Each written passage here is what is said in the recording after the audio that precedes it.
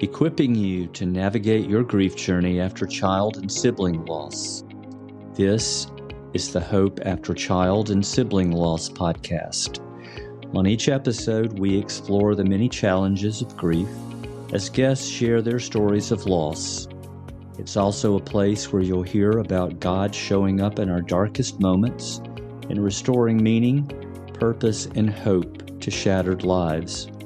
I'm Greg Bufkin, your host and one of the co-founders of the Empty Chair Endeavor. To learn more about us, please visit our website at www.emptychairendeavor.com.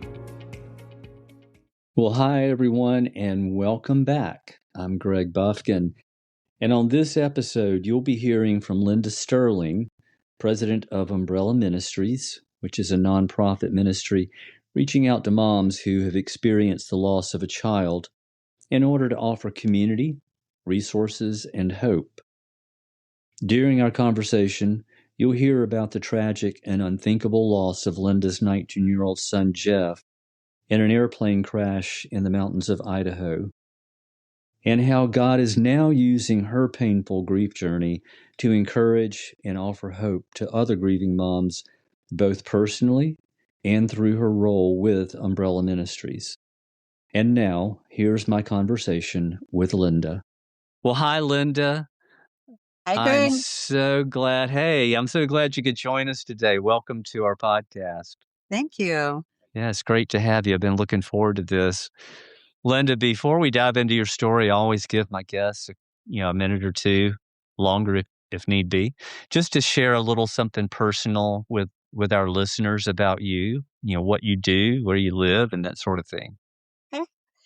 Well, I am grandma, happily, with 6 wonderful grandchildren. My husband is a retired state senator and retired judge, and we are very happily positioned in a home here in San Diego. I'm still working. I love my job because I've also coupled with my surviving son, Greg, as a partner in wealth management, providing financial services and financial planning for investors through Raymond James. So a busy lady that has been using her life experience of losing our wonderful son, Jeff, in a ministry that is also a great part of my life, Umbrella Ministries. So that's It kind of where I am right now. sounds like you do have a very full life. I What's do. the age range on those grandchildren, by the way? Well, they're amazing. One family has 5 boys, and they're just Wow. yes. And actually, my daughter-in-law experienced the loss of a full-term baby. I'm so And sorry. yeah, and that was a really difficult time for their family, but it was their 3rd child, and she went on to have 3 more. So she has Wow. 5 boys, and then my son has our princess granddaughter, and she is a junior at University of San Diego. Just did a semester abroad in Spain, which my husband and I went and visited her. But she's just a light in our life. She's a wonderful, faith-filled young woman, and so are those boys, homeschooled. And Oh, wow. 5 kids homeschooled. she's What a mom. amazing. Amazing mom. Yep. Yep. But they have a real community, a community of believers that come together for that education. But their kids, the 2 that are out of high school, graduated with 1 year of college, accredited, did 1 year of junior college, and then graduated from an institution, a university, in 2 years. So they've been well raised and well trained, and it's a joy part of my life. Yeah, they are, aren't they? And I can only imagine that granddaughter must have gotten some amazing attention as she was growing up, being the only girl. Yes. And the boys just love her.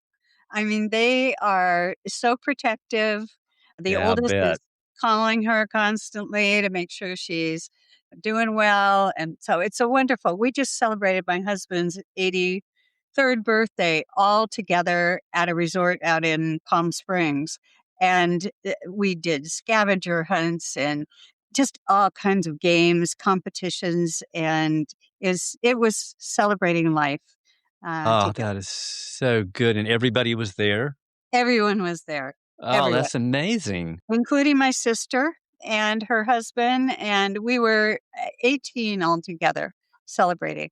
So Wow, that is a big celebration. it was wonderful. Yeah, yeah, that's great. I'm glad you guys could do that. Well, you mentioned a moment ago when you were talking your son Jeff, and that's why we're having this conversation today. And I would love for you to just spend a few minutes telling our listeners about that boy Jeff. Yeah, yeah. Jeff was the firstborn and incredibly precocious. We all think our kids are very special, and they are. But literally at 18 months to 2 years, he could recite a golden book from beginning to end. His mind just really, his vocabulary was amazing. He'd sing "God Bless America" to the highest pitch he could possibly garner, and and he had a little towhead and just a very active, very enthusiastic young little boy. But as he grew up, today we would have diagnosed it as dyslexia. So dyslexia, you sort of miss the middle part of learning. So you got the subject and you got where it went, but you missed the verb in between. It's that. Yeah. And so his experience in school was devastating. It caused some bad behavior.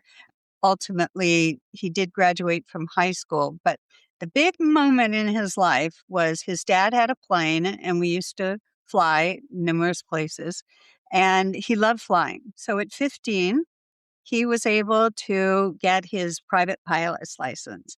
And At 15. at 15, Wow. Did he get and his pilot's license before his driver's license? yes, he did. He That's did. amazing. Now, in Idaho, where we were living, you can drive at 14 during the day because it's like a farming law, because farmers' kids needed to drive the tractors and so on. So he had Yeah, been driving, gotcha.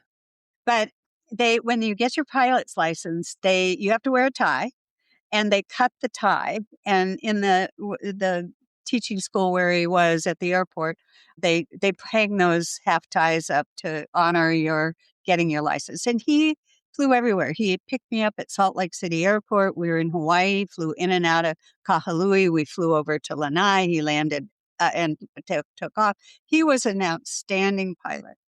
So Oh. yeah, yeah. So how old was he when he was piloting all those trips you were just talking about?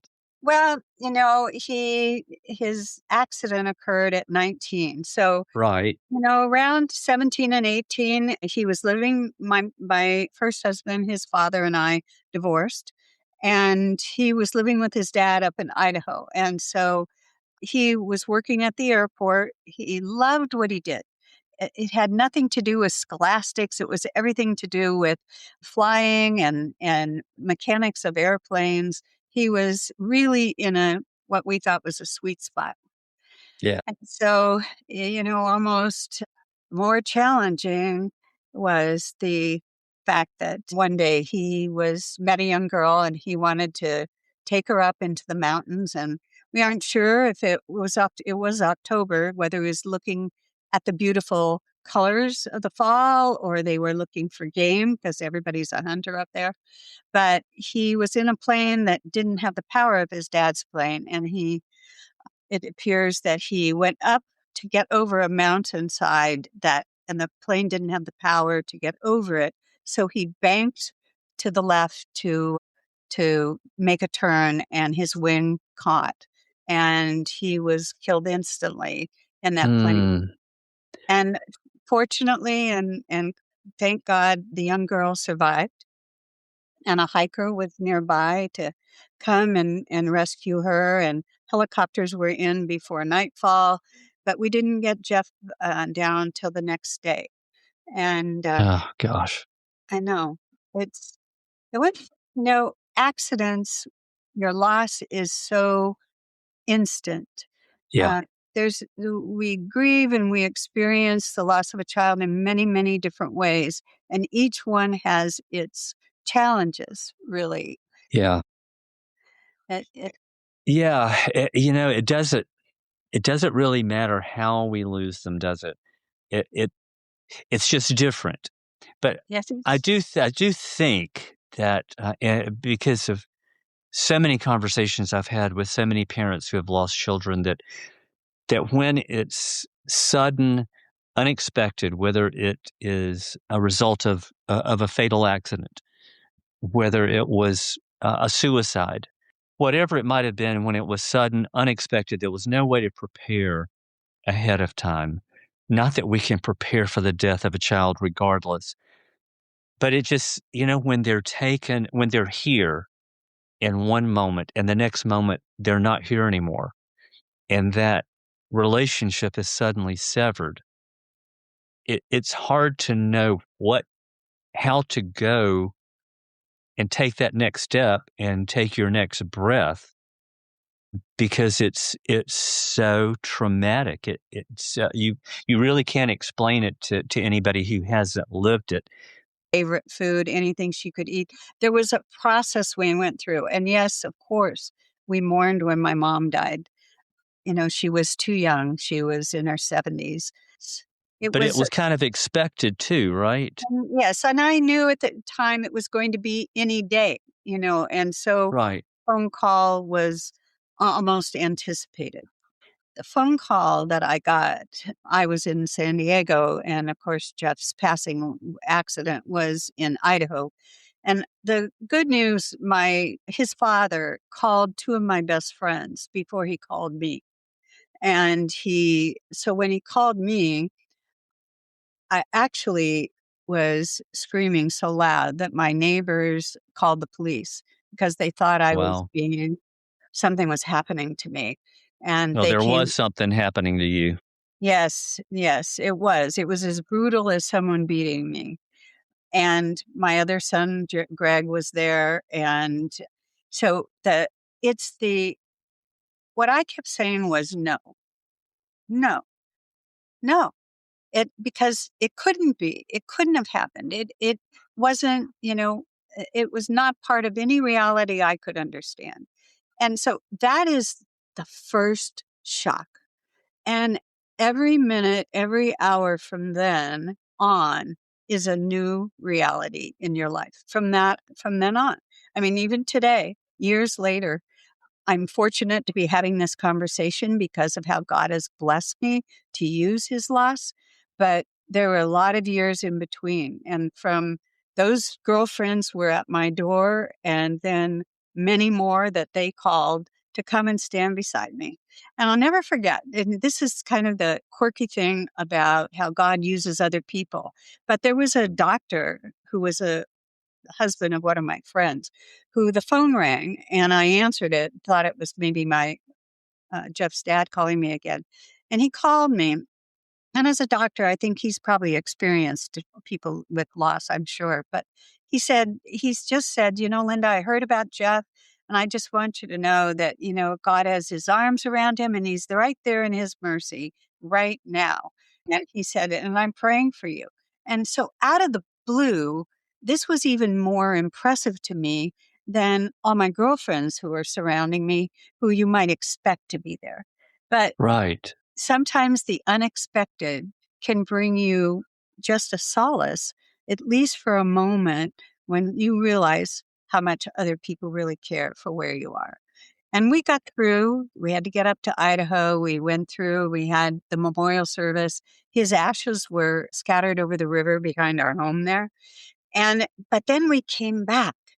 And, once all that activity and all that planning and all that struggle emotionally to get through a memorial service, and then you come home. And that's when you start dealing with it. That's when you start living the reality. And it was my teenage son, 15 years old, who said, Mom, you got to go back to work and I've got to go back to school. We can't just sit here. We've got to move. And I thought, well, he's right. He's right. And so we both started to put one foot in front of the other, to take life back in the new reality and continue with the life that we knew was ahead of us. And it was truly one of those nights. I'd cry myself to work hard. I deal with people personally, so I need to be personable and strong. And then I'd cry myself home. So one night it's pouring down rain, freeway is packed. I am so sad.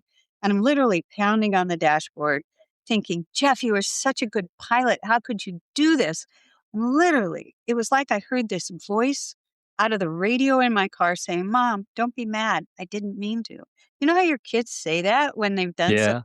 Yeah. Yep. Mom, don't Didn't be mean mad. to, Mom. Yeah, really. And I really at that moment sort of awakened to the reality of, my son, accident. It was an accident. And I reached in the pocket of my car, and this is such a God thing, but there was a little CD. There's a pastor he's passed now, Presbyterian Church Hollywood, who did a study on what was called Walking with the Shepherd. And so many years ago, it was a CD, put it in, and that was the beginning of my walk out of the shadow of the valley, was to literally know that I had a shepherd that was right by my side. He had a staff to guide me, and he would push away the predators, open up the path, give me strength, because he was walking me out of a very dark valley. And that literally, day after day after day, I put a portion of that psalm on what we had daytimers at the time. And Oh, yes, I remember. I would read a portion of it and it would give me strength. Yea, though I walk through the valley of the shadow, he's with me. He's with me. His rod and his staff, they comfort me. And I can be by the still waters. I can be more tranquil. I can be settled down because I can acknowledge who he is. And I knew too, as I faced my life, that that shepherd was my provider as well. So this has been part of the story that I can share, is that we all have a shepherd that wants to walk beside us in this very, very dark valley that we tend to turn around and go back into. And then we start walking out again, and he will always be there. And he was there for me to bring me to a life of fullness again, ultimately. And I understand that at a very personal level, and because the one that you're referring to is Jesus. And Yes. I cannot imagine experiencing what you and I have experienced and not knowing him and having a relationship with him. It doesn't take away the pain and it doesn't take away the loss, but to have him in it with us, he steps into that pain and into that trauma with us. Yes. And he promises not to leave us, and he doesn't. So you and I both have experienced him on a very personal level. It's something you've already made a reference to a few minutes ago, was those people those girlfriends in your life, that call from that physician. And those things are so important because when you lose a child, you just suddenly feel so isolated and very alone, even in a crowd. And after the funeral, after all of those legal things that you have to walk through, as you said very well, that's when reality hits. Everybody else goes back to their normal daily routines, their normal daily life, and it feels like our life has just suddenly stood still. And we don't know where to go. We don't know what to do. We need people. I would like for us just to spend a few minutes talking about the people that moved towards you and did it right, because very often when this happens, people don't know what to do with us, whether it's friends or family, people that we work with. Some don't know what to do, and as consequently, they move away from us. They act as though nothing ever happened. And that's incredibly hurtful. And Yes. sometimes we find ourselves getting angry with them because we feel like they should understand. But in order to understand, they would have had to have experienced what we have, and we wouldn't want that for them. It's So almost like you're a bit contagious. that, Yeah. yeah, because I definitely, I mostly in my office, so, I kind of worked and came home and worked and came home, but I was in a big office and, I'd walk to go to the copy machine or whatever I was going to do. And I literally would see people put their head down because they didn't want to smile at me if the smile wasn't right. And they didn't want to see me cry if I might have had tears. And so I felt my heart went out to them because I didn't know how to tell them it's okay. It's Yeah. okay. You don't know what to do, and I understand because there's nothing you can do.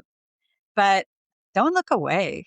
You know, But they don't know what to do, and so they choose to do nothing. And we could probably spend a lot of time talking about some of the things that if they choose to say something, some of the things that people say sometimes are, let's just say, very hurtful. We could probably go deeper, but we won't. So let's talk about the ones who moved towards you, like we were talking about, and actually stepped into your grief journey with you, who didn't shy away from it and didn't shy away from you. What did that look like as it played out in your relationships with them? they in that I was a single mom at the time, I had one girlfriend that was also had gone through a divorce, and that was also relatively fresh.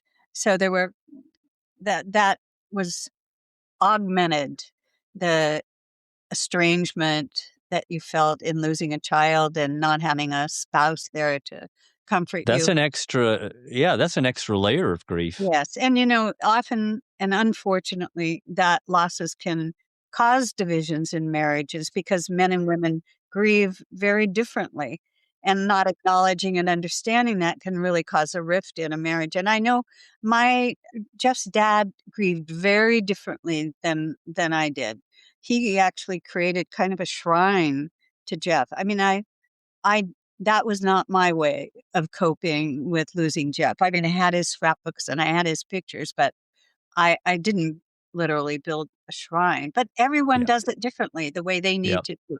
So this one girlfriend particularly just made sure that we, on the weekends, went for a walk and just walked and walked. And I've learned that's my big offer to moms who I'm provided information about and I reach out to who've lost a child. I just say, I'm a walker. Let's go for a walk.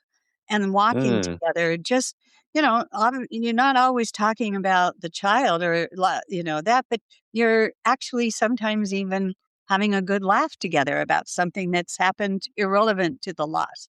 But it lets life go on when someone normal comes alongside yeah. of you and just is themselves. They aren't trying to fix you because they're not going to Oh, fix you. that is so important. I'm glad you said that and used that word, Yeah. not trying to fix us, because sometimes people take us on as a project Hmm. and they think that if they say the right things and do the right things and often enough, that they can somehow fix us Yeah. because they want the old us back, right? Yeah. Well, that's that. Right. I'm glad you shared that because I think that's great. Just moving, whether it's walking or do just some kind of normal Being alone activity. was not good. No, That it's that not. is where you breed sadness and feeling sorry for yourself and that life is never going to be the same, all those negative thoughts. And, being with someone, even if you said those negative things, they absorb some of that. So being a walker and a talker with me, just they bounce, let things bounce off of them. You know, I over time, I met so many incredible mothers with incredible stories of loss and how they walked out of the valley. And I ended up writing a book. It's called Hope for a Broken Heart. And it's 12 stories of mothers who walked through 12 different losses that I was able to chronicle their story. But one of them told the story that they belonged to a tennis club and her son, John, had played tennis with them and all the people knew John and knew them. But when they decided to go back to the tennis club, the people turned their backs and walked the other way because they didn't know what to say to them. Or when by the time months later that they went back to playing tennis at the club and they would kind of be tearful, that even people would say, "Oh, I thought you'd be better by now." Well, there's no Oh, better. There's no better. wow. But it can come on at the weirdest times, strangest times that the tears are flowing back. But in her chapter, she posted a don't letter. Please don't say, "I thought you'd be better by now." Please don't say, "He's in a better place. I'd rather have him here." Don't say, "You have other children. What? Would you give up one of your children?" And so she Yeah. posted all these don'ts, but then she posted the do's. Do, come out and play tennis with me. Do ask me about John. Do say his name. It's okay. He was my child and he will be my child forever. Don't miss out on saying Jeff's name. So it was a really good kind of compilation of the things that really avoid doing and saying, and those things that really are helpful. Yes, invite us over. We're okay. We're not contaminated. We are social. We'd like to be social again. So I appreciated her name was Diane, and she had a really good list of do's and don'ts for approaching a family that's lost a child. I love that. And I'm glad you included that in your book because I think everybody that I have ever talked with wishes the same thing that if they could just sit down and write out those things that you just described, because in some respects, nothing feels normal ever again, but we want to experience something that feels normal, something that feels good, something that kind of maybe is a temporary distraction. And we want to be able to laugh again. Sometimes it takes a while. And unfortunately, sometimes when you laugh again for the first time, you feel guilty because I know you know what I'm Yep. referring to here because you feel like I shouldn't be feeling this good because my child died. Yeah. And that's, But part of yeah.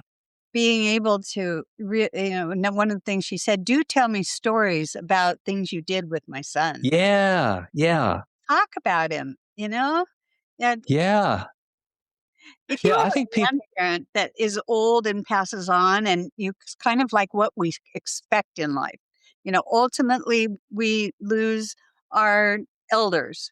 But our children, it's not expected. But we tell stories about our grandparents all the time. So tell me stories about my son. It's okay.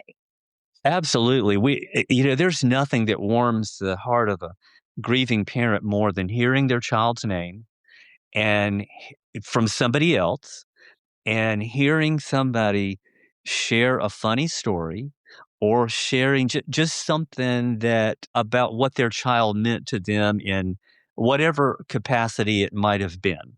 But just to hear that, it is just it's like a warm blanket on a cold day.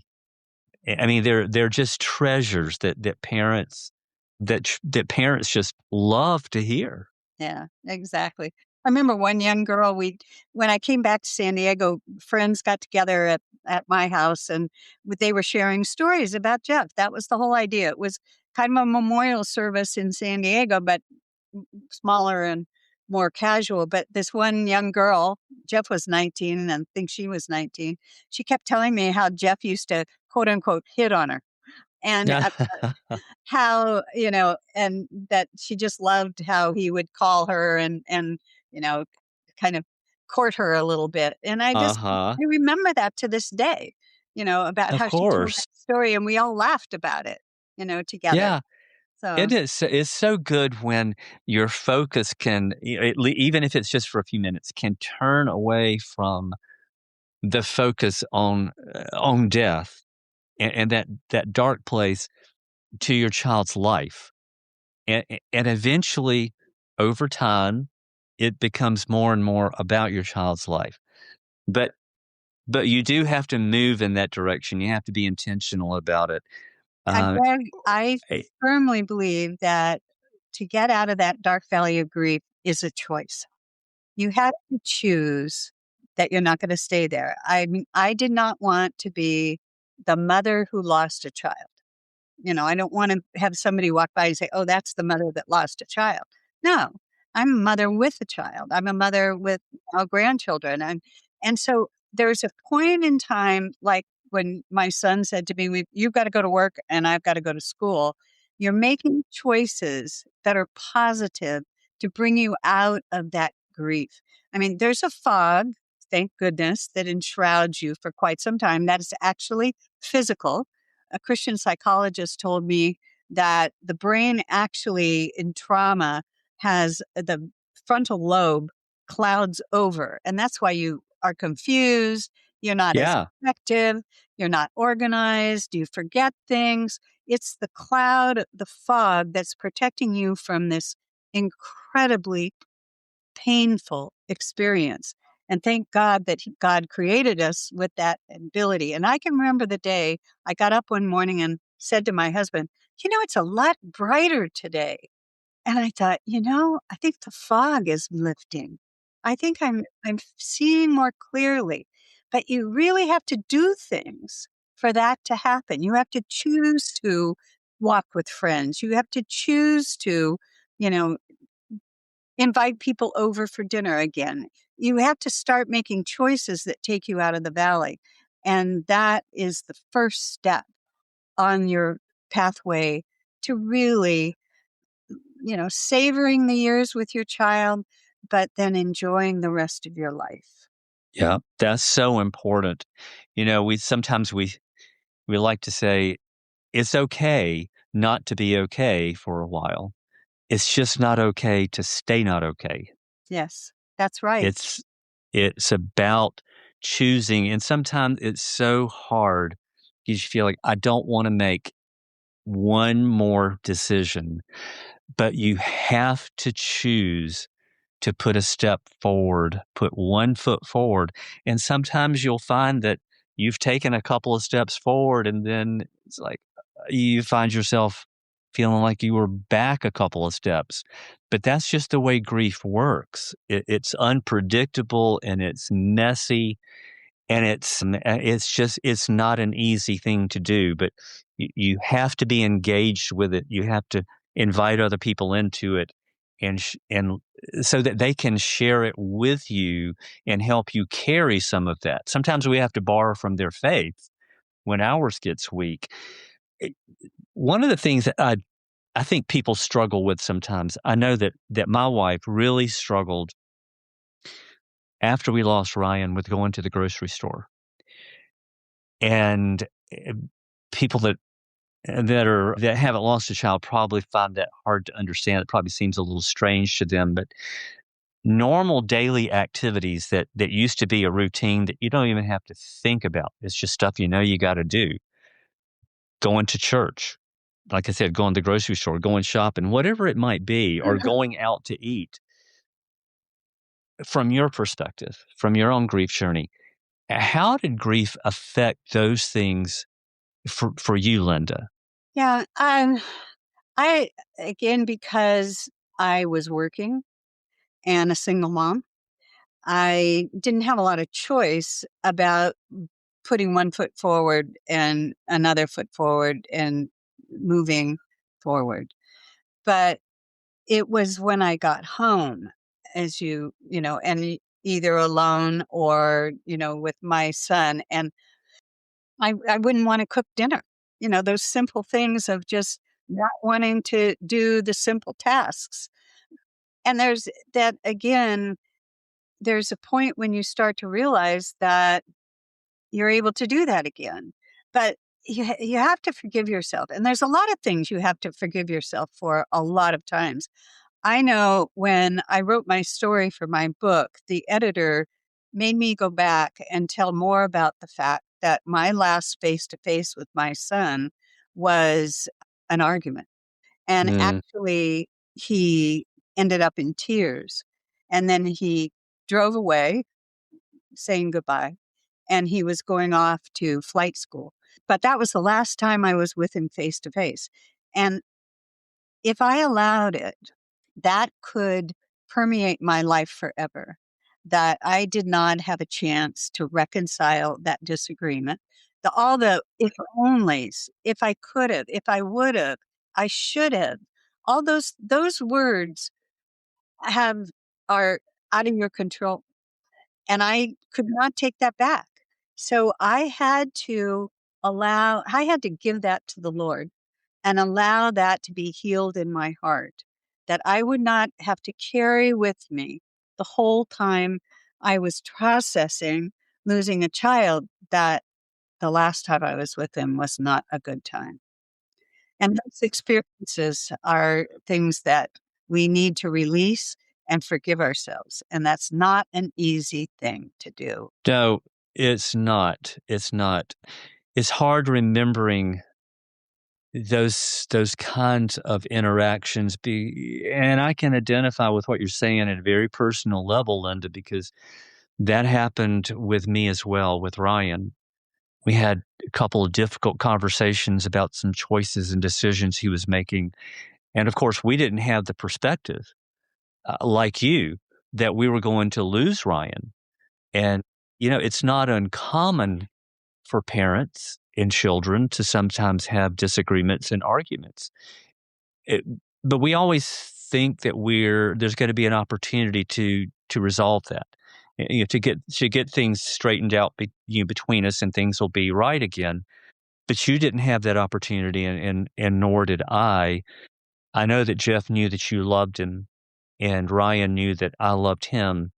But in the aftermath, you start replaying all those conversations, and you just wish, if I had only said it differently, if I had only. But we didn't have that perspective at the time. We didn't see the future. Exactly. We surely things would have been different had we been able to do that. And that's why I think it's so important.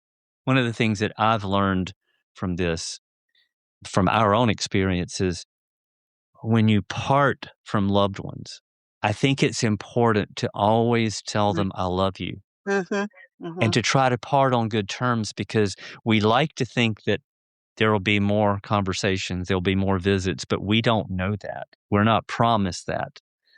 So I think it's just made me more cognizant of the limitations that we have and the opportunities that we have. We should take advantage of, to always remind other people how we really feel about them, and how we care about and love them.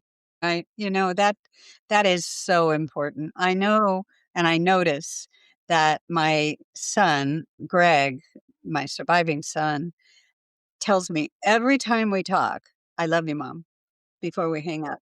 And Yeah. it's even a brief call, and it's business call because we're business partners together. At the end of the call, "Love you." And I think to myself, when we were flying to Idaho, he was crying and he was telling me I never told him I loved him and Mm. his brother. And, those are the things that I think Satan wants to plague you with. He, if it, the devil would love for you to never forget the bad, but and so we have to cling to the Holy Spirit to just really relieve our minds of the shoulda, coulda, wouldas, and just focus on the wonderful times you had with your child. And that especially with an accident and in cases of suicide, you just had no control. And No, you're right. That's glad you said that, and you said it well. Because we just don't know. We live a lot of times with assumptions, and that sometimes can cause regrets. But it doesn't change anything. If we focus on that, that's right. it does not change a thing. And we can't stay focused on, and our children wouldn't want us to stay focused on those things that we have zero control over. They would want us to move forward, and they would want us to have a whole and healthy life again, and to be able to enjoy life again, because that's what they would want to do. Right. And Yeah. exactly. You said it well, Greg, because that is part of that processing and stepping forward and over time that we forgive ourselves, we continue to love our kid, and to make the most of the experience, and to, like this conversation together today, our hope is that someone will hear this and it help them in their walking through grief and the Yeah. sticky parts of grief, that sticky part that wants to keep you there and bring you back to the woulda, shoulda, couldas, when you've just taken some great steps. You found yourself laughing and then it was sticky back to, but if only I'd just done this, or if only I just said that. It's again, you have to purposefully flush, purposefully. Yeah. Yeah. You're exactly right about that.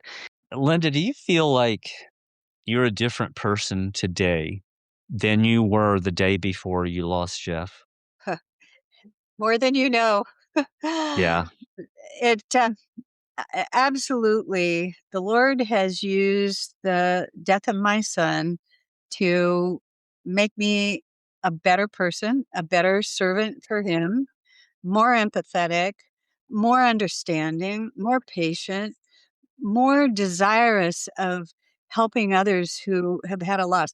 I can't hear of a loss of a child, whether it's on the news or whether it's in my church or whether a friend tells me, without hoping that maybe I can connect somehow to give them hope. Right.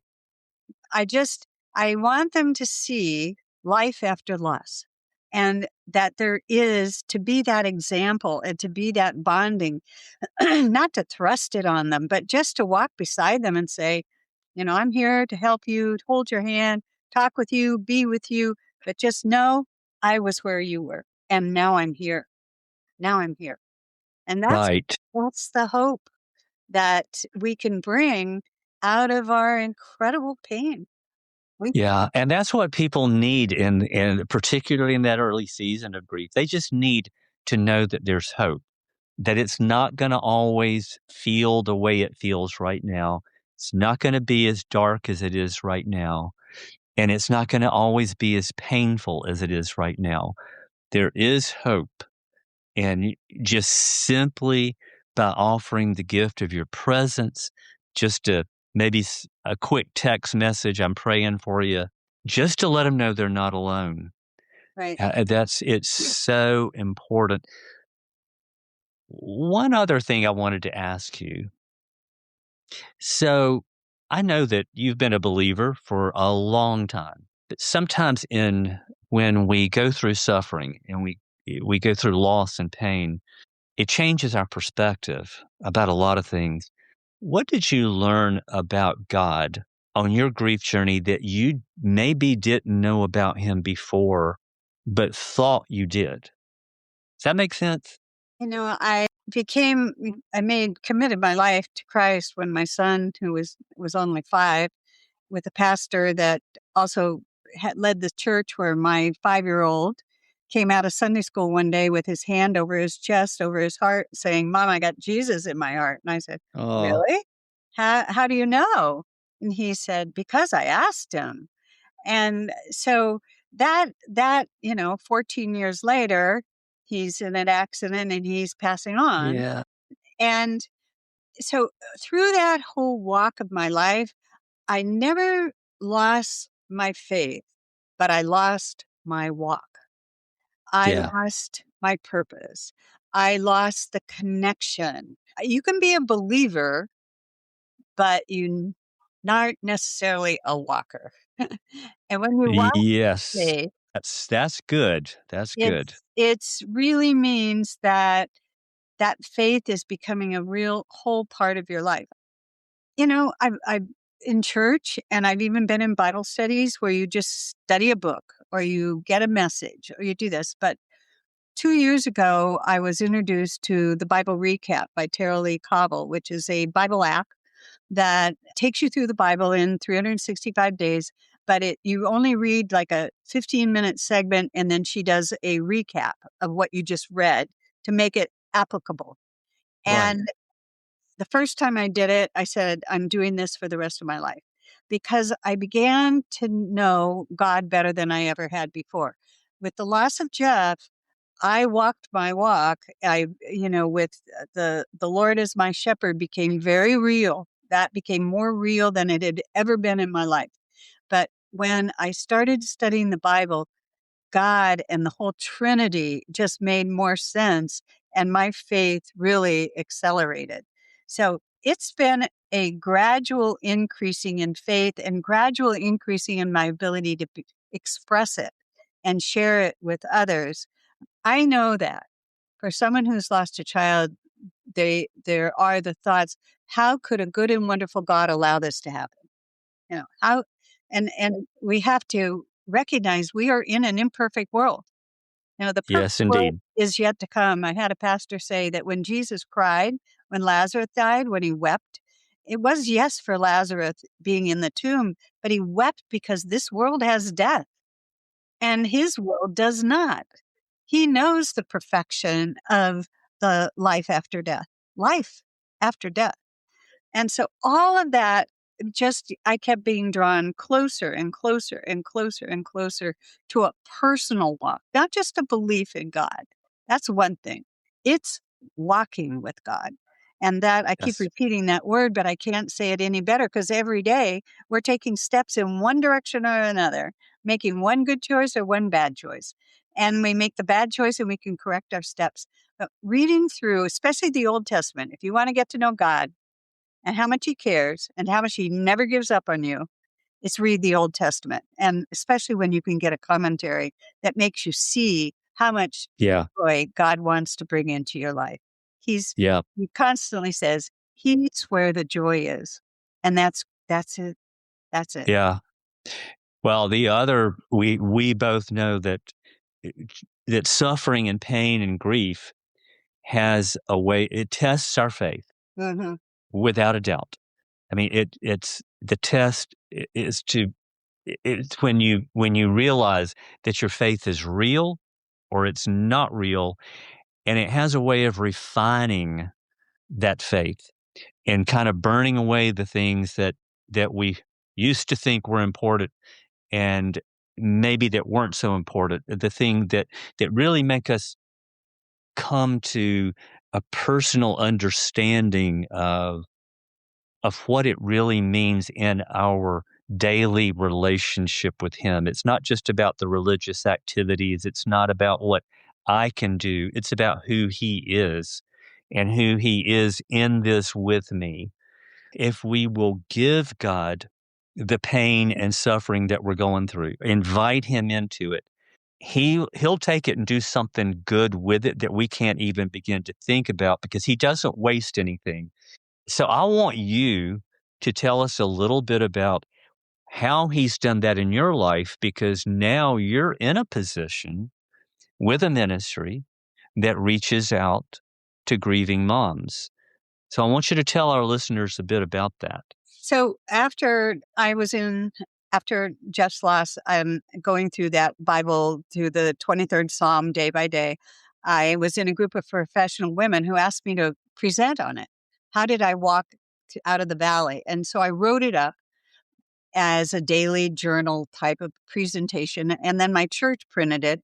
And then there was this ministry out in the desert. Somehow it got on the internet and they picked it up and called me and asked me to come to a meeting, a conference, where there were going to be all mothers who had lost children. And would I speak to this group of mothers? Oh my gosh. I mean, I told my husband, you got to come with me. This sounds like a huge challenge. But I'd given the presentation to people who had not lost children. They wanted to hear about it, about the walk, the journey. And so I went to this conference and I walked into this auditorium with probably 10 tables with 10 people around each table. And I knew every mother in that room had lost a child, some one way or another. And I was able to present to them and then spend a weekend with them and talking with them and helping them and encouraging them. And they encouraged me. But they love to tell their stories also. People like to tell the story of their child that's no longer Yeah. with us.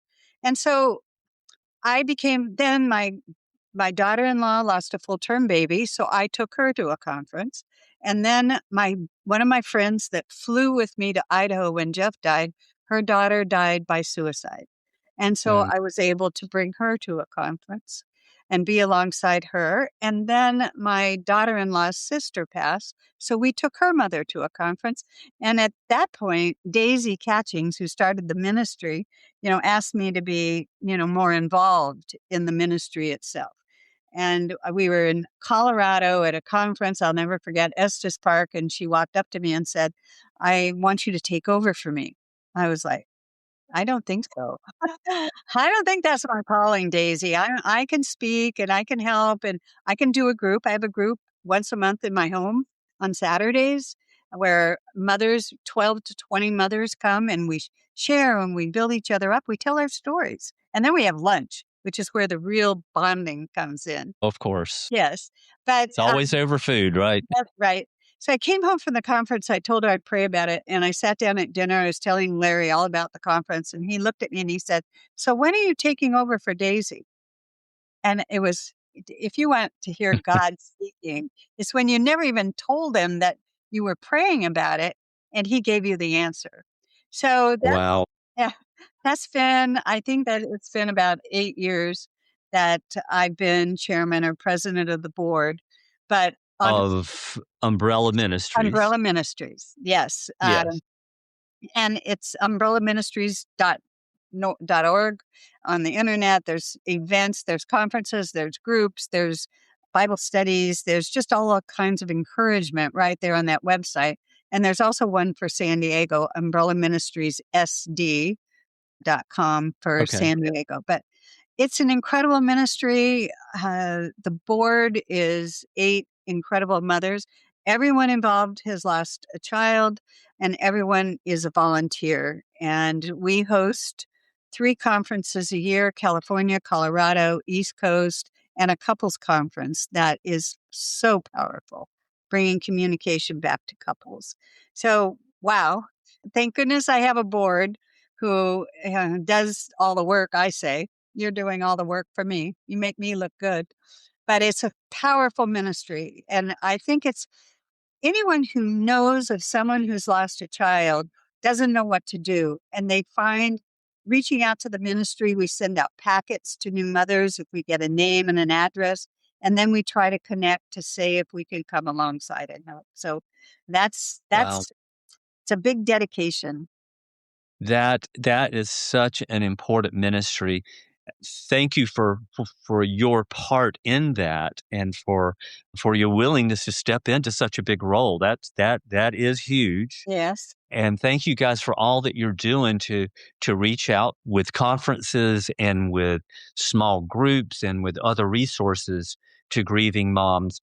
What's the best way for a mom who's listening today who wants to get in touch with you guys to find out more? What's the best way for her to do that? Well, the best way is to go to the website, and then there's the opportunity to click on Get to Know Us and get to know more. Okay. And also, I can provide my email, my personal email, if you're comfortable with that, Greg, for people that want to be reached to receive materials. And, Yeah. sometimes that's the first step, that a conversation can be difficult. And I have a mother that comes to my group now, has been coming for a year, but her daughter called me and she said, "I got your number because you help mothers who've lost a child."